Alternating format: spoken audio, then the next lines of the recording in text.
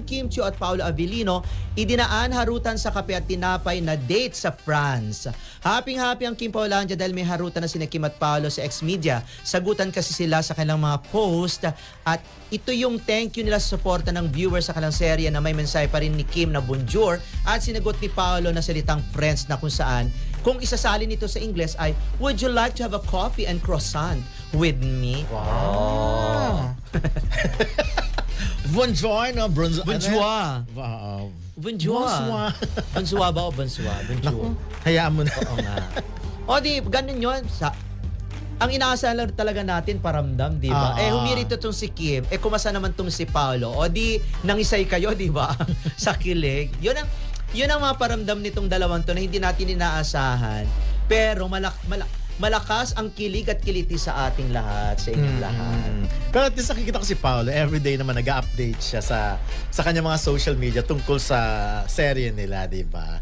At least dun man lang yung parang nakikita mo yung effort talaga na kahit na merong trabaho, merong ibang ginagawa, yung focus of attention niya pa rin dapat nandito. Kasi pwede namang hayahay ka lang. Sabihin mo, busy ako no nagtitaping, nagsishooting ako dito sa Paris. Pero syempre, ayun na, kailangan talagang makipagtulungan din. At saka, na rin, para reaction na rin sa mga fans kasi ang dami talaga nagdi-demand na mag-comment naman kayo, magparamdam naman kayo. And finally, at least unti-unti nating nakikita yon.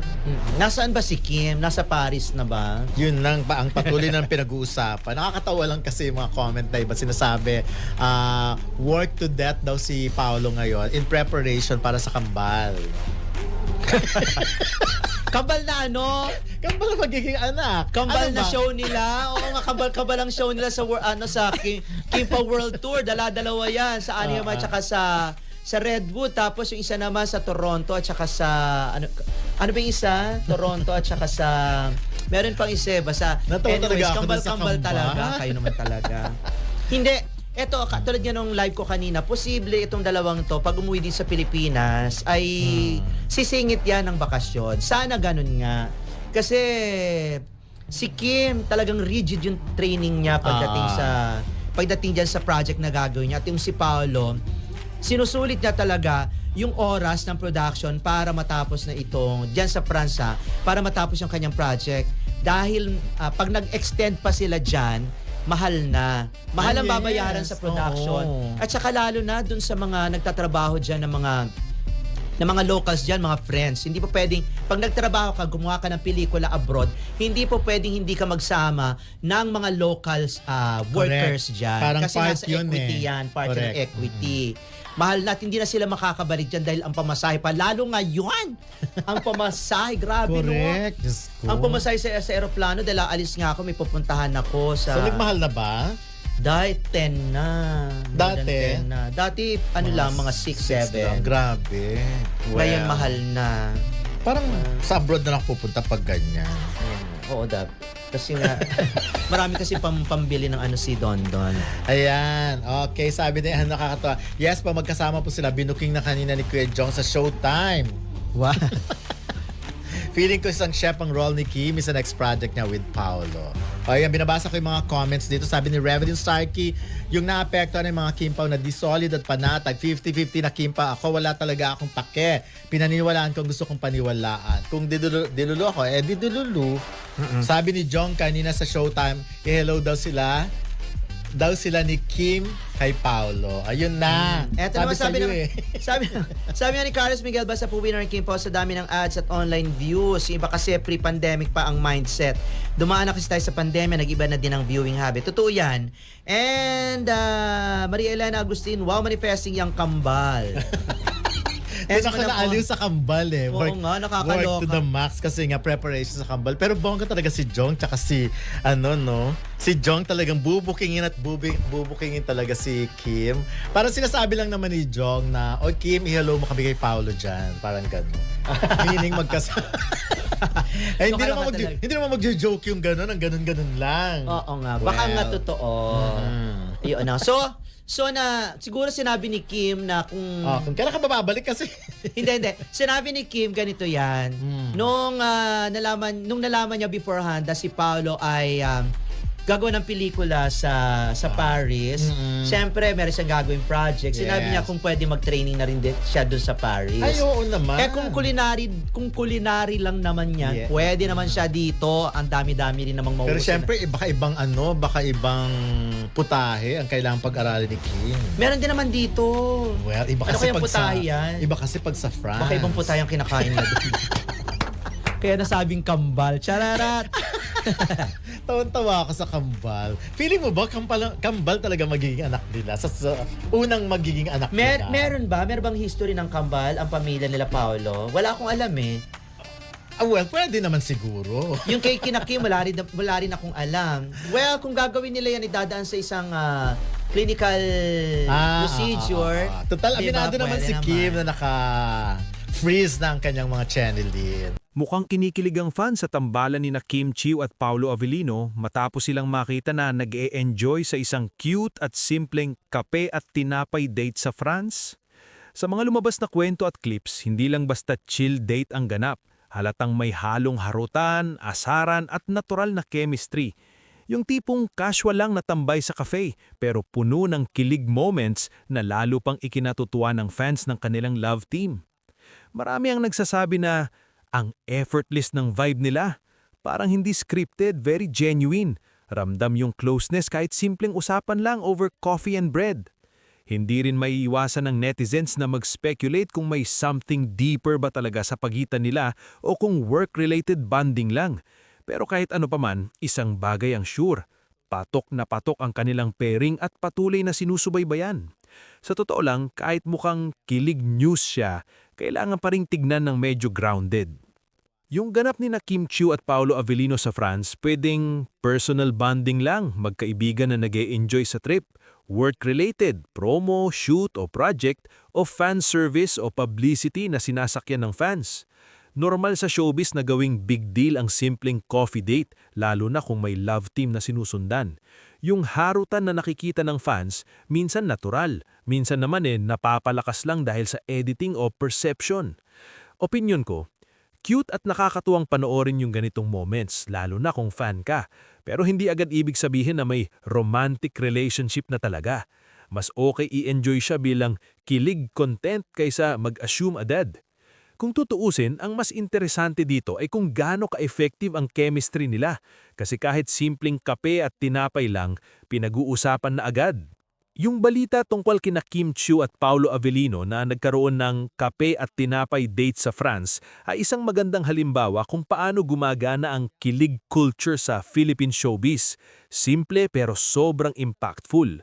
Una sa lahat, ang appeal ng isenang ito nasa simplicity niya. Hindi ito bonggang date na may luxury o engranding setup. Kape at tinapay lang, very casual, very relatable. Pero dahil sila ang involved, nagiging espesyal. Dito mo makikita na minsan, hindi kailangan ng grand gestures para kiligin ang tao. Sapat na yung natural na interaction at genuine na vibes. Ito yung klase ng content na madaling kumapit sa audience dahil parang kaya mo rin siyang ma-experience sa totoong buhay. Pangalawa, malakas talaga ang chemistry nila. Kahit sa simpleng harutan o asaran, ramdam ng fans yung koneksyon. Hindi pilit, hindi awkward, parang may comfort level na sila sa isa't isa. At sa showbiz, malaking bagay yun. Kasi kahit gaano kaganda ang script o kaayos ang isena, kung walang natural na spark, hindi rin kakagat sa audience. Sa kaso nila, parang kahit walang script, gumagana. Pero kailangan ding maging realistic. Hindi lahat ng nakikita natin ay buong kwento. Bilang public figures, natural na may bahagi ng buhay nila ang ipinapakita sa publiko at may bahagi ring hindi. Posibleng nag-e-enjoy lang sila bilang magkaibigan, may project silang pinopromote o sadyang komportable lang sila sa isa't isa dahil sa trabaho. At dito pumapasok yung role ng fans. Minsan tayo mismo ang naglalagay ng malalim na meaning sa simpleng moments. Yung tingin na may something na ay kadalasang galing sa interpretation, hindi sa confirmed reality. At wala namang masama doon, parte iyon ng pagiging invested sa mga artista. Pero mahalaga pa rin na may konting distinction sa pagitan ng kilig at katotohanan. Isa pang interesante dito ay kung paano napapalakas ng social media ang ganitong balita. Isang video lang ng harutan sa cafe, pwede nang maging viral. Ang dating private moment nagiging public discussion. At dahil mabilis kumalat ang reactions, comments, edits, fan furies, lalo pang lumalaki ang impact ng isang simpleng isena. Sa kabuuan, masasabi ko na nakakatuwa at nakakakilig ang ganitong klasing balita. Pinapakita nito kung gaano kaimportante ang chemistry at relatability. Pero kailangan pa rin i-balance ang excitement sa pagiging realistic. Hindi naman kailangang pigilan ng kilig, parte yan ng saya ng pagiging fan. Pero mas maganda kung i-enjoy natin siya bilang isang magandang moment, hindi bilang isang siguradong indikasyon ng totoong relasyon. Sa huli, ang tanong talaga dyan, kilig lang ba to o simula na ng something more? May ilang dagdag pang anggulo na pwedeng tignan sa balita tungkol kina Kim Chiu at Paolo Avellino sa kanilang kape at tinapay moment sa France. Una, power ng soft moment sa love team culture. Hindi na lang kasi umaasa ang fans sa mga malalaking esena o scripted na projects. Yung mga ganitong soft, candid moments, yung tipong tawanan lang sa cafe, mas nagiging believable at mas madaling kapitan ng emosyon.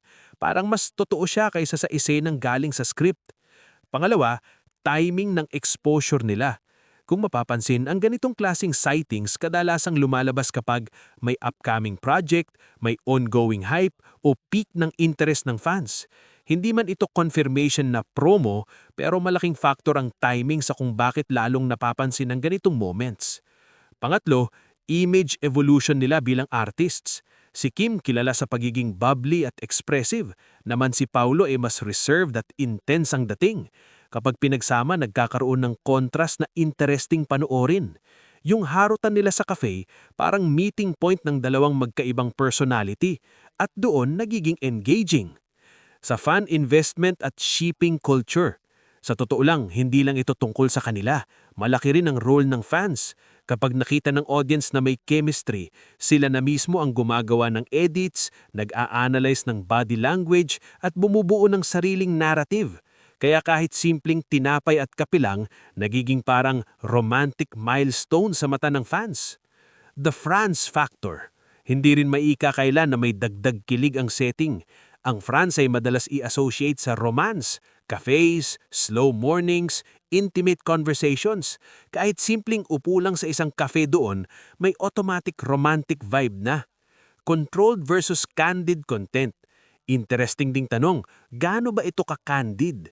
Sa panahon ngayon, kahit mukhang spontaneous ang isang moment, posible pa rin na ito planned o at least aware sila na pwede itong makapture at kumalat. Pero kahit ganon, hindi naman ito nababawasan agad ng authenticity, lalo na kung natural pa rin ang interaction nila. Ang balitang ito hindi lang simpleng date sighting. Ito ay isang mix ng chemistry ng dalawang artista, perception ng fans at power ng setting at timing. Kaya siya nagiging malaking usapin, kahit sa ibabaw parang simpleng kape at tinapay lang. Kung tutuusin, dito mo makikita kung gaano kalakas ang epekto ng mga maliliit na moment sa showbiz. Minsan mas tumatakpak pa kaysa sa mga malalaking isena.